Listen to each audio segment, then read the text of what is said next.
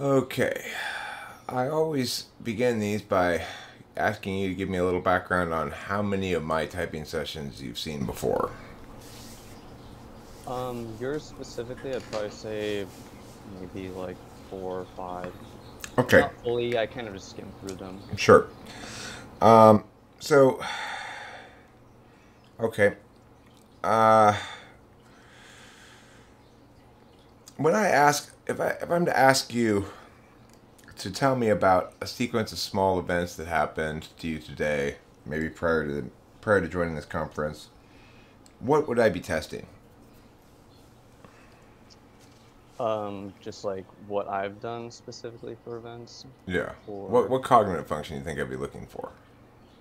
oh, oh, what I use, let's say, If in the yeah, sequence. if I were to say, can you give me a sequence of small events and you demonstrate that ability to do so, what have I been testing for? I'm trying to figure out how much you're ahead of me in terms of what I'm asking and what I'm looking for.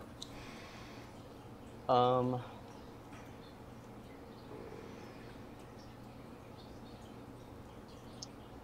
let's see. I'm sorry, I'm having a hard time Okay, that's understanding the fine. question. That's fine. Skip the question then. That's answer enough. Okay. Okay, so I'm going to demonstrate what I did.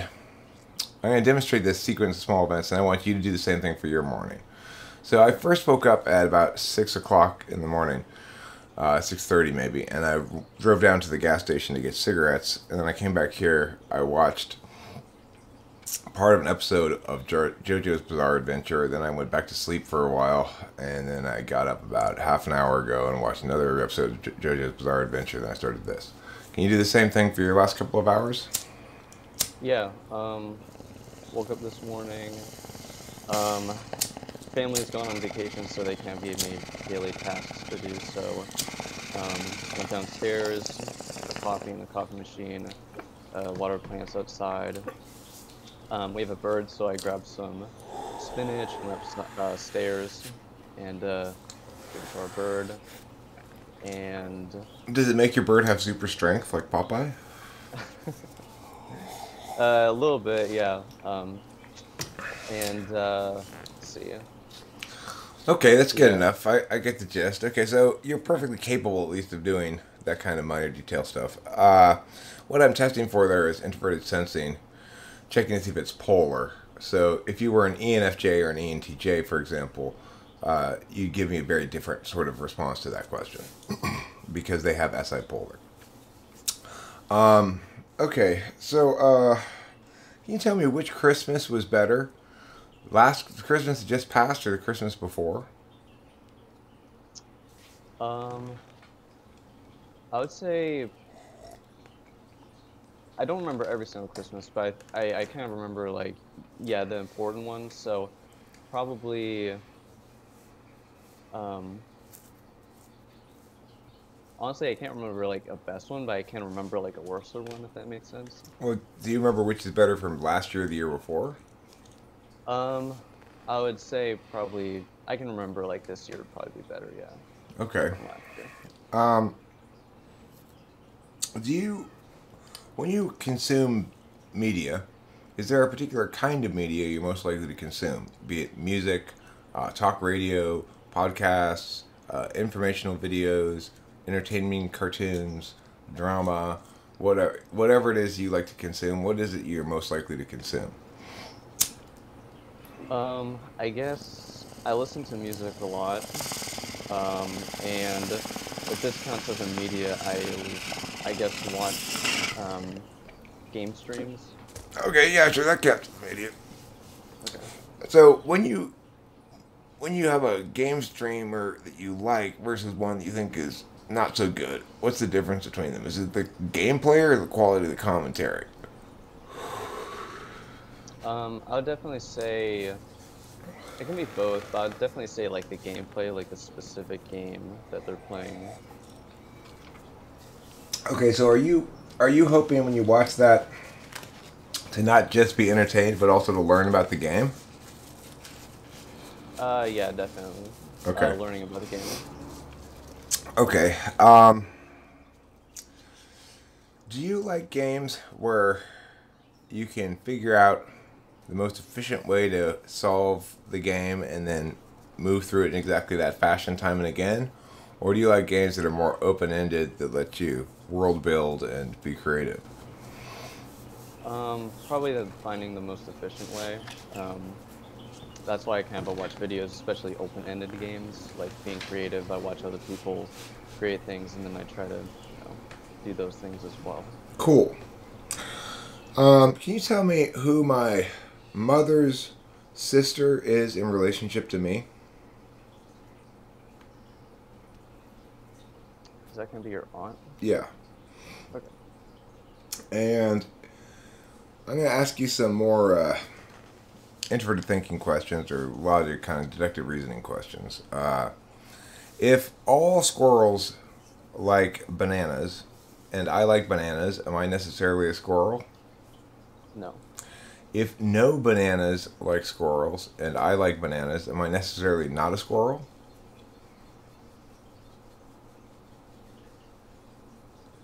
No.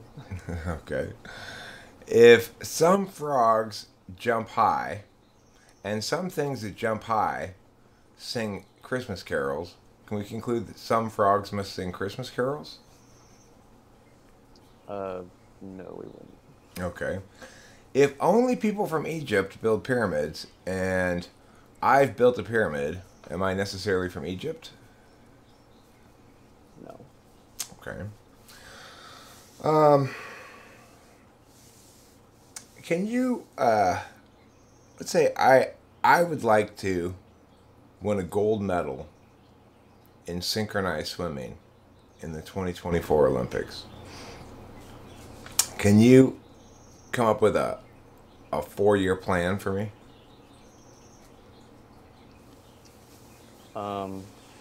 You would probably, I would assume, hire a coach that probably sets everything up depending on your knowledge of, that said goal that you're trying to get. And,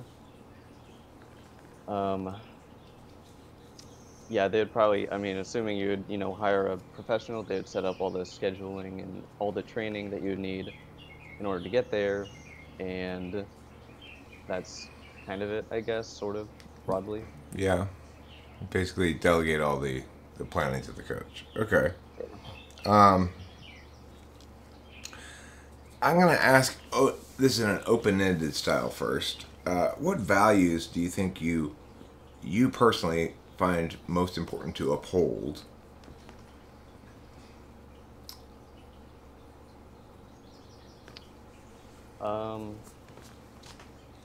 Gosh.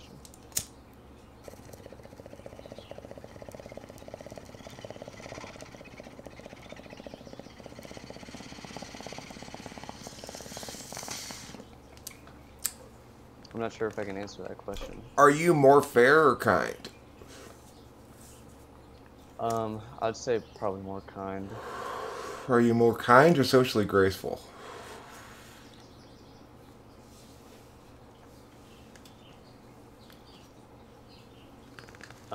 I would like to be socially graceful, but I'd still probably pick kind or socially graceful. Are you more creative or impactful? I would say impactful, probably. Are you more likely to flake out on something you said you were going to do or do something you said you weren't going to do?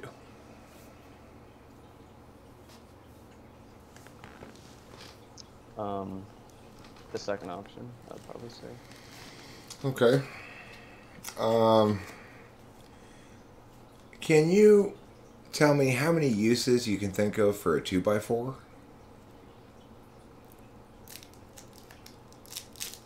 I kind of, well, I don't know, kind of thought of a diving board automatically with the time of swimming before. I don't know, shield you from the rain, use it as a shield, a weapon.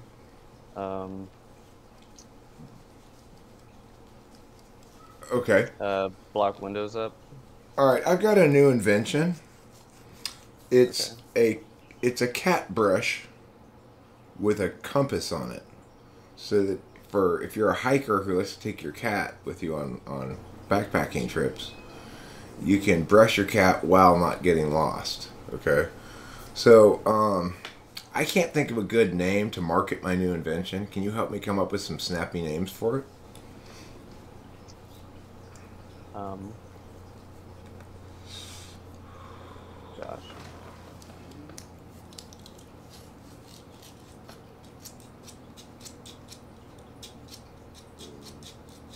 I don't know. I'm kind of running empty. It's a tough Think of one. anything off the top of my head? It's a tough one. You know, it's like I asked this question. No, I never repeat inventions unless I asked it on a video that didn't on a session that didn't get recorded. And I asked this last night with somebody that didn't record the session, and the only name I could come up with was "Brush Your Cat and Stay on Track," but it's kind of a long name. Yeah, kind of more like a description. Brush cat, stay track. It's still a little bit cumbersome. Hmm.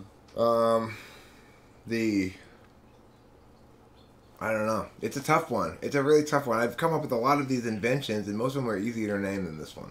Okay, let's try. So, what do you think I'm testing there when I'm asking you that question? I'm guessing any. Mm-hmm. I would assume. Yeah. Have you heard me ask the troll question before? No. All right. In this question, I want you to pretend you're the mayor of a town. It's kind of like a role-playing game. You can talk to me, the narrator. You can talk to the different characters. You can do things in the story. Okay. You're the mayor of a town. It's split in two by a river. On one half of the town, you got all your merchants and craftspeople and most of your population. On the other half of the river, you've got your farms and your foodstuffs and your silos and stuff. Again, it's the Middle Ages. Your bridge washes away in a late fall storm. It's now winter. You have just enough food stored up to feed everybody for the winter. But the problem is a river troll comes and lives in your river. And now, as you're taking the food across in boats, because you can no longer use the bridge, the river troll has a magic power. He can run up to your boat, steal 10% of your food, and run away before you even have a chance to see him or catch him. You can't prevent this no matter what. If you got one crust of bread, he'll run up and steal 10% of it. If you got one dead cow, he'll run up and steal 10% of it. Mm-hmm. And if you let this happen throughout a whole winter, like about 10% of your people, maybe a little less, will starve. So, what do you do, Mayor?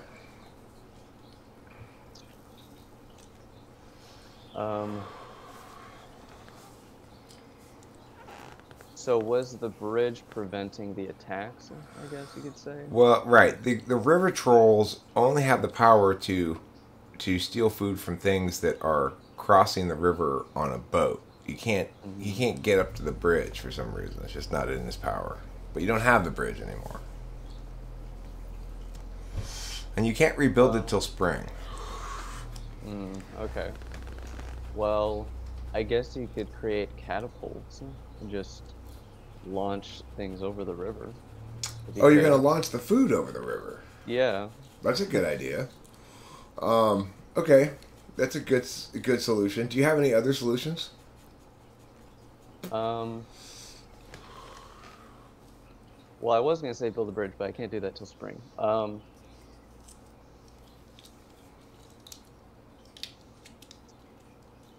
Yeah, or you could just like slingshot it as well. I don't know. Anything to like propel the food over the river, in order to save the food at least. Okay. So, yeah. Just for the record, there technically is a best answer to this, although your answer is perfectly fine. It is one way to successfully subvert the troll. But the best answer is move the people, not the food. Because if you're catapulting all your food, you're going to have a lot of smashed food, probably. Yeah. But, you know, still, it's better than no food, right? Just because it's smashed, sure, you can still eat it. Okay. If I describe to you a certain individual, he's got a burrow, he's got a large hat, he's got a pickaxe, and he's walking up into the mountains, what is he?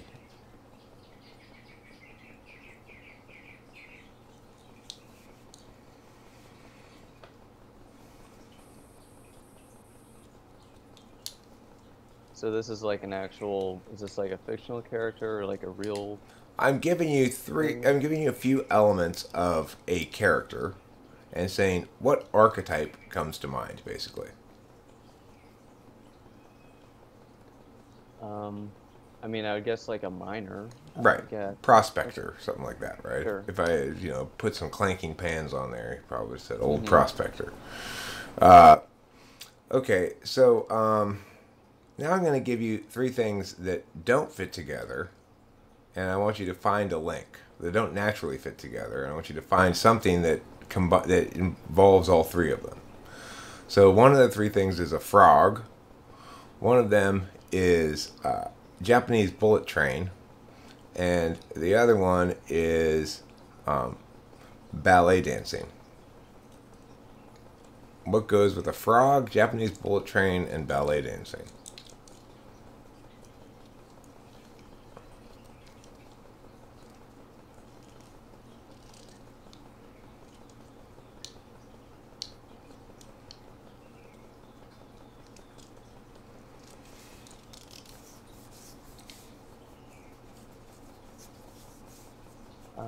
Honestly, I can't think of anything. I mean, what was the frog? Is it just a normal frog, or I thought I maybe heard you say an extra name for it. No, just a frog.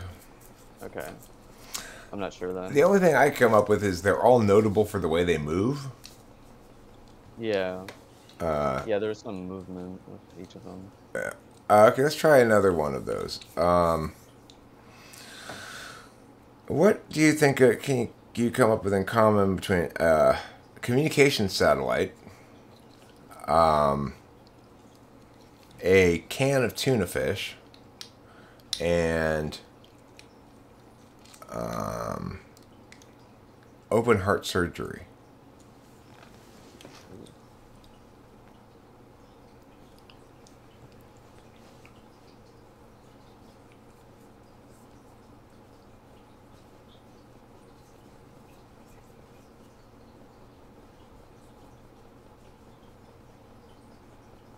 I was gonna say metal and cylindrical, but then you mentioned open heart surgery. There's got to be some cylindrical metal object used in open heart surgery, I would guess. Like a scalpel or something is kind of Sure. cylindrical. Yeah. Although I suspect they use a bone saw, horribly enough. Okay. Yeah, I'm not sure what the connection there is. Have you ever seen me ask any inky pinky questions before? Doesn't sound familiar, no. All right, so let me give you an example of an inky pinky. The clue would be something like hilltop water spout, and then I'd tell you it's an inky pinky. The answer is going to have two syllables in each word and rhyme, just like inky pinky does. So the answer in that case would be mountain fountain. So hilltop water spout, mountain is a synonym for hilltop, fountain is a synonym for water spout, and they rhyme and they're two syllables, so the answer is mountain fountain. So another example would be roadway flesh. It's an ink pink, and the answer is street meat. Do you get the idea? Not quite, no. Okay, let me give you another Sort of example. Let me give you another example.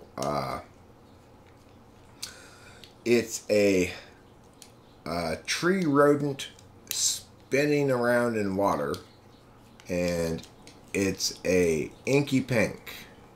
And the answer is squirrel swirl. Okay, yeah, I think I get it now. Okay, so let's start with a straightforward one. It's an ink pink. It means sunrise yard.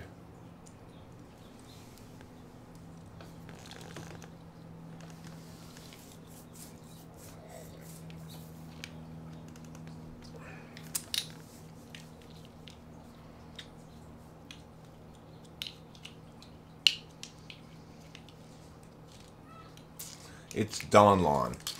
Okay, let me move on to some questions about. Let me do some value questions. I feel pretty confident that I've identified your polar and also your type, which is to say I'm pretty confident you're an ISFP. But I want to do a lot of verification before I make that my final answer, okay? Okay. Do you know? Do you have any kind of plan for the next 5 years for yourself, like a goal for life goals, stuff like that? I'd say it's all pretty general. I mean, I wouldn't say super detailed either. Um, Probably just like the only thing that I've thought of off the top of my head is like, possibly marriage, but just the type of college and maybe the field that I might want to go into. That's about it. Do you currently have a woman that you're looking at as possibly marrying, or are you just thinking you'd like to be married within 5 years? Just thinking I'd like to be married in the future. Is that because you'd like to have kids, or you just like the idea of being part of a couple? Um, Probably for a while, just a couple, and then I'd probably move over to, getting kids. You Not got a lot though. you got to you got to take your time at the store when you're picking your kids, because you're gonna be stuck with them for like 18 years. Yeah. Um, so, do you feel like you grew up in a very loving and nurturing family? Um, I would say so, yeah. Probably not. I mean, I would say that we're definitely a healthy family. Um, maybe not as good as I wished, but um, yeah, I would say so. Okay. The reason I ask that question is because normally people who are enthusiastic about starting their own families probably had a pretty good family experience, right? Uh, Hmm. would you want to have more than one child? Yeah, but very small, like like two or three at most. Okay. Do you think it's important for a child to have a sibling? Yes, definitely.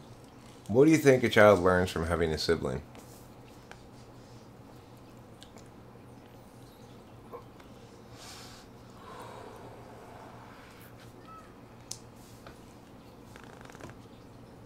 Um,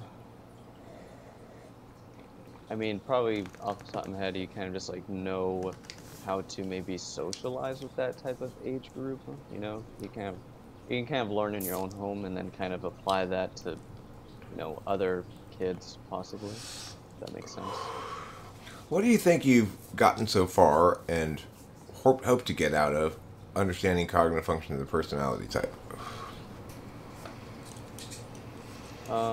Probably really kind of just probably understanding myself, and it definitely helps with understanding other people and how they tick. What do you think you have more clarity on? Um, how what's motivating other people, or what's important to you?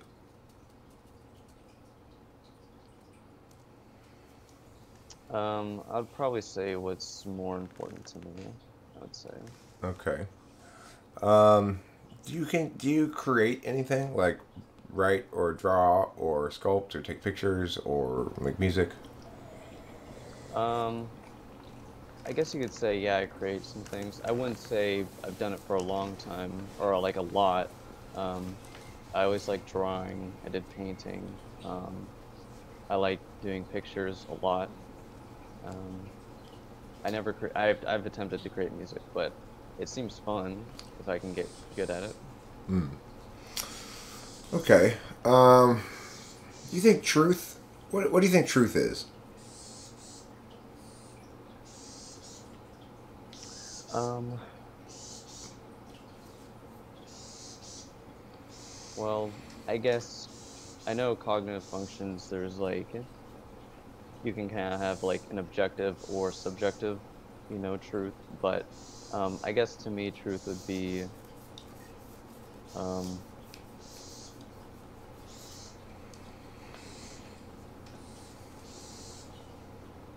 probably what most people agree on to be the truth, I guess. I'm not Okay. sure. That's kind of a hard question. Sure. Um, so, do you think that your own feelings serve you more to tell you what's important, what you want to do, what you want to pursue, or to tell you more when your boundaries have been crossed?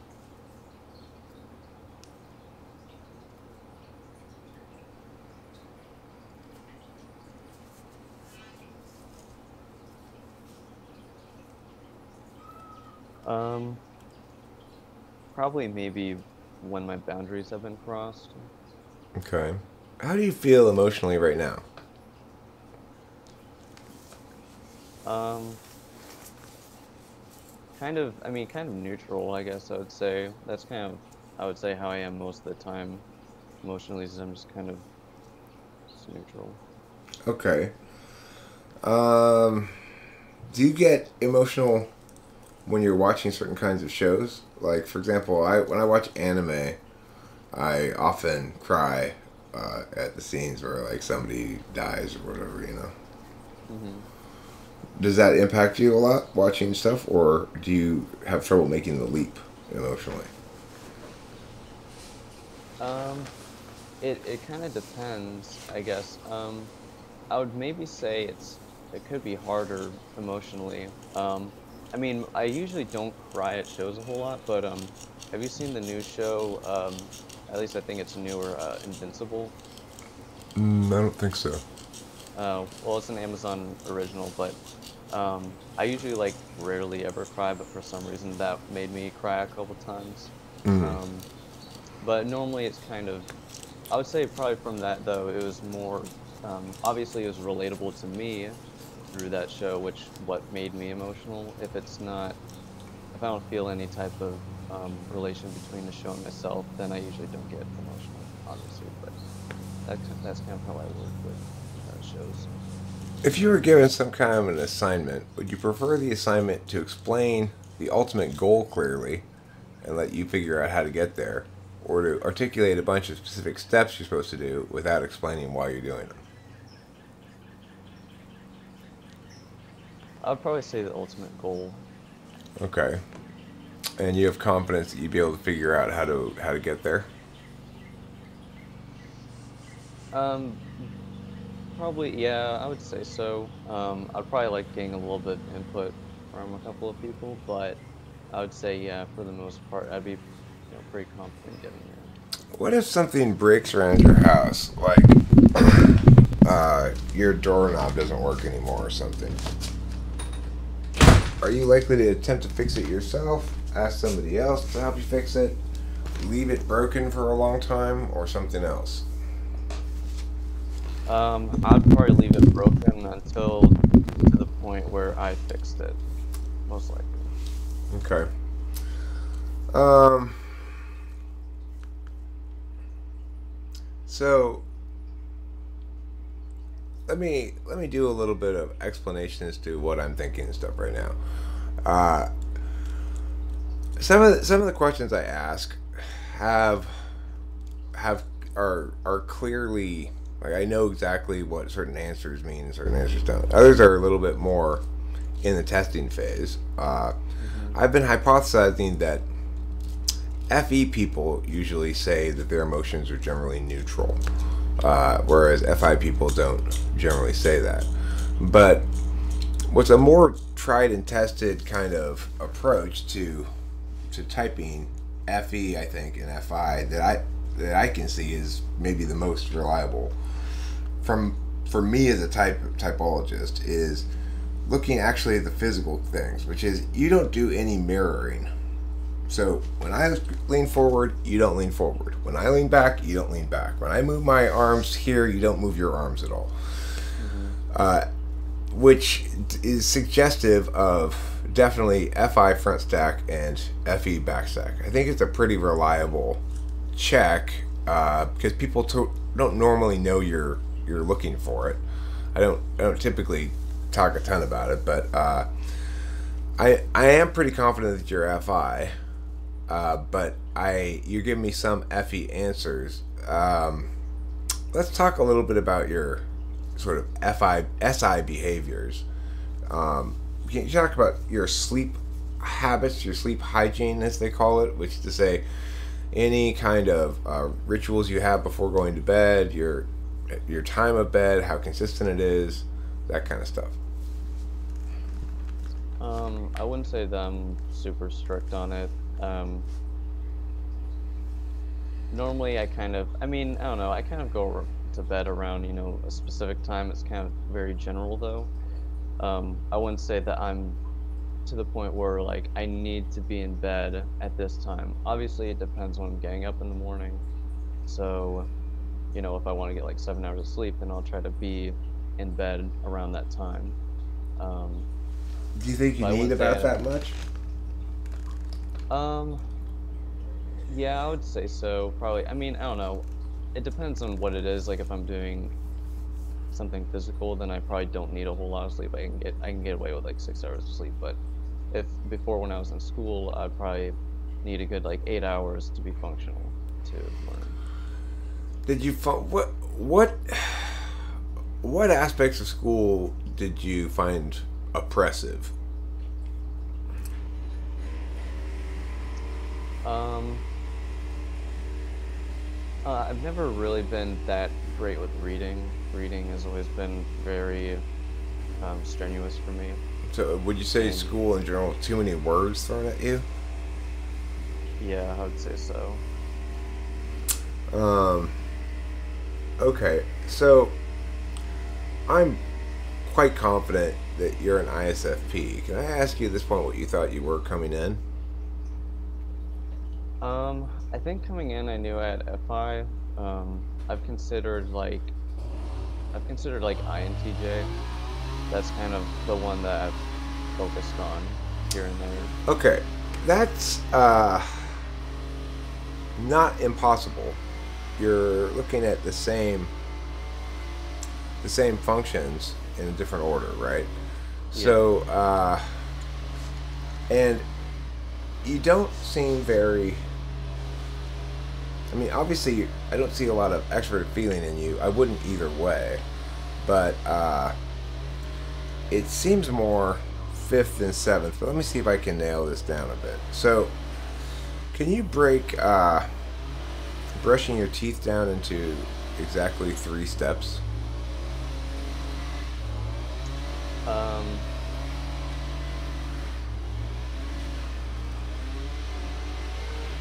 Probably toothpaste on brush my teeth, rinse.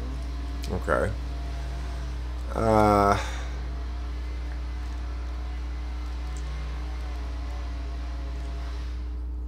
it's gonna be a tough one to distinguish between, really, in general.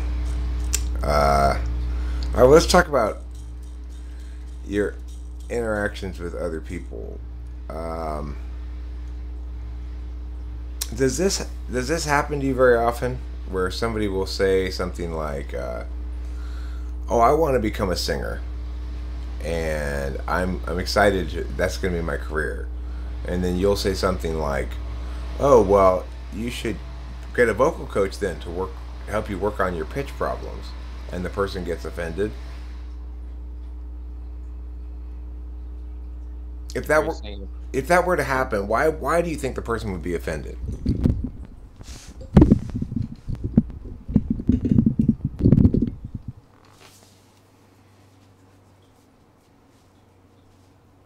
um, probably could think that they're already maybe good enough, or that they think that you think that they're a bad singer in, some type of way, possibly. So would you understand that prior to saying it? You might think it but not say it, or would you only understand that in the aftermath of analyzing it? Um, I'll probably say aftermath of analyzing it.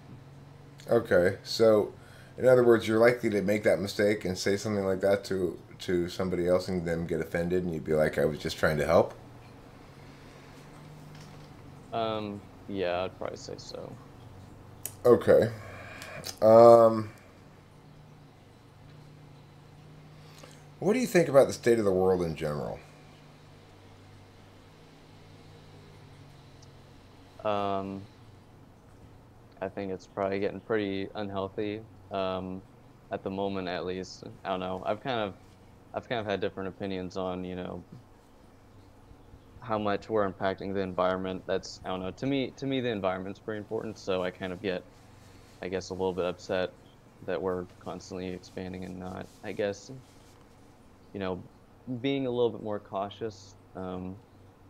That's kind of, I guess that'd be my focus on the world. And why do you think that occurs?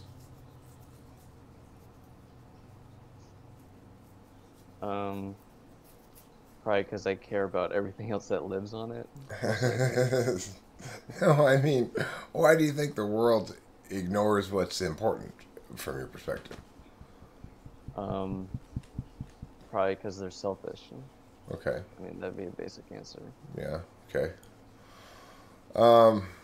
So those those answers don't sound anything like I would expect an INTJ to say. But that's not really definitive or anything.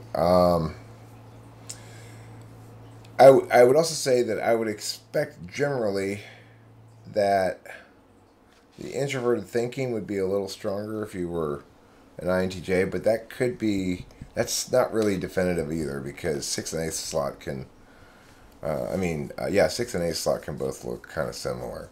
Um, what do you, what do you like being criticized about less? Keeping track of your schedule and your appointments and stuff, um, or um, or be about being logical, not being logical enough. Um, I hate it when people say that I'm not that logical, probably. Okay, That's probably like, I get annoyed at that really easily. okay. Do you feel as though a lot of evil is actually done by people who are able to establish the logic of something while missing a greater holistic truth?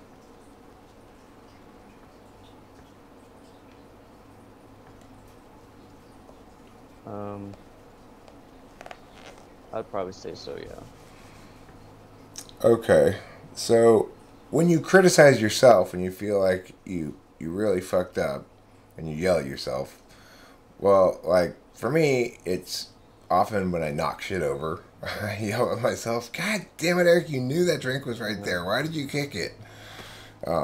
What makes you yell at yourself?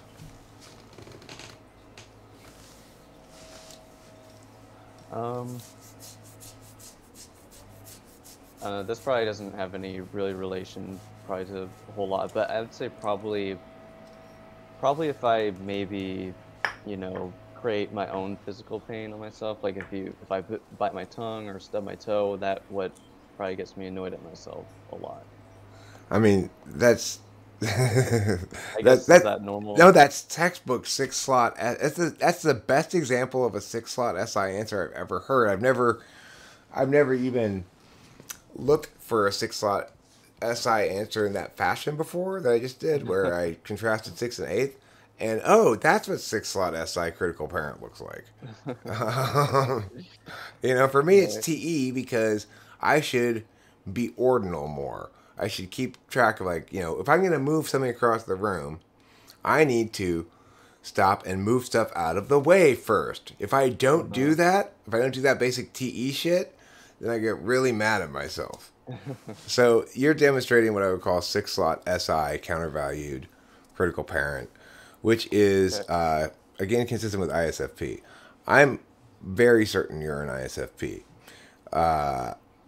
But I want to give, we have 20 minutes left. I'd like you to sort of direct the time here, what kind of questions you might have, where you just might disagree, or what you would like clarification on, or anything like that. Um, I mean, I think I'm good. I guess I will say that I have been typed by other people before. Um, if you'd like me to tell you, the different results that they've gotten. Sure. Well, kind of a common one, I think that I've seen at least a few people on your show is that they've been typed by C.S. Joseph. I also got one, and they typed me actually as INFJ, Okay. um, which I've kind of actually seen like, I know personality database is probably not like the best place to go to if you know what that is. Yeah, I'm sort of familiar with it. Yeah, kind of. It seems like people have a hard time, choosing. If they're typing somebody, it seems like sometimes they'll be head to head with, ISFP and INFJ. So I've kind of, been pondering between the two types. But It's not a terrible mistyping because both ISFPs and INFJs demonstrate a lot of NI. And the reason for that is FI doesn't have, at least it's visible to me, FI polar, a very evident display, whereas NI is pretty easily distinguished from extroverted intuition. So it's like to see a lot of NI in you is normal for ISFP and does not indicate you're an INFJ. Also, the fact that you're socially graceful in general, you probably don't run afoul of people's finding you awkward very often. That's consistent with INFJ too. But you're FI, not FE. And then the second guy, I think his YouTube name is ssuartscire, and he actually typed me as an INTJ, so he was at least, in the ballpark of an ISFP, I guess. Yeah, well, at least the right functions. The reason I can confidently say that that's not correct is because you test pretty definitively extroverted intuition polar. And if you are, that limits you to ISTP or ISFP. Sorry about these gardeners. They come on Monday morning and make so much noise. It's like, if there, when I talk about something in the world that I absolutely cannot stand, it's leaf blowers. They make such an awful noise. They make the worst noise that could possibly be made. Anyway, sorry too. No, I would agree with that. Okay, so do you have any other questions, or do you want to ask me to, do you want to ask me to explain something specific, or we got about 17 minutes left? I guess, if you have an explanation as to, I guess, why I usually keep coming back to asking what type I am. I don't know if ISFPs just have that weird obsession because for some reason I do, where I become not confident in my own type. And I focus on things. Well, ISFPs get typed by me fairly often, and so do INFJs for the same reason, which is they want a singular truth that settles them. They're tired of arguing with themselves about their type. The reason you have trouble determining what type you are is because you've been told different things, but none of the people who've told you anything so far has actually given you very solid reasons as to why. I can very definitively say you're an ISFP because your extroverted intuition answers are consistent with extroverted intuition polar, not with extroverted intuition ignoring. NI DOMs answer extroverted intuition questions very differently. And I've got lots of typing sessions published that you could look at it and see how the results differ. So it's like, this should be pretty definitive. And I think once you sit with it for a while, because I know you're an FI DOM, which means you deliberate things in your own time. Yeah. Rather than, so it's like you'll make your determination about this session in the hours following it, not on the fly as we're having it. So I think you'll find though that you're satisfied with this typing when you look into ISFPs a little bit more. You're gonna see a lot of bad type descriptions of them, but when you look into the function stack, you'll see, okay, yeah, that's me. Okay. Yeah, I do have a at least I typed him as an INTP. I have an INTP buddy, and normally that usually what happens is that I'll ask him like, what do you think that I am? And at least when I showed him, I introduced him to the cognitive functions, and he was pretty confident that I had FI and NI. So, like you said, with coming to definitive truths, that's kind of where I go to him for things. Yeah, and INTPs are good at demonstrating NI. That's their 6-slot function. But you will also be frustrated periodically because after you think something's settled, he'll come back and revisit it and say, well, actually, if he's really an INTP, he'll do that. I think that, I think you'll find this. I think you'll find yourself no longer wondering what type you are after this. Or you're no longer going back and forth because you'll have solidity about it. Okay. Anything else? are you okay with me publishing this? Yeah, yeah, you can publish it. I'm perfectly fine with that. All right, great, cool. So I'm gonna stop the recording now, at least, and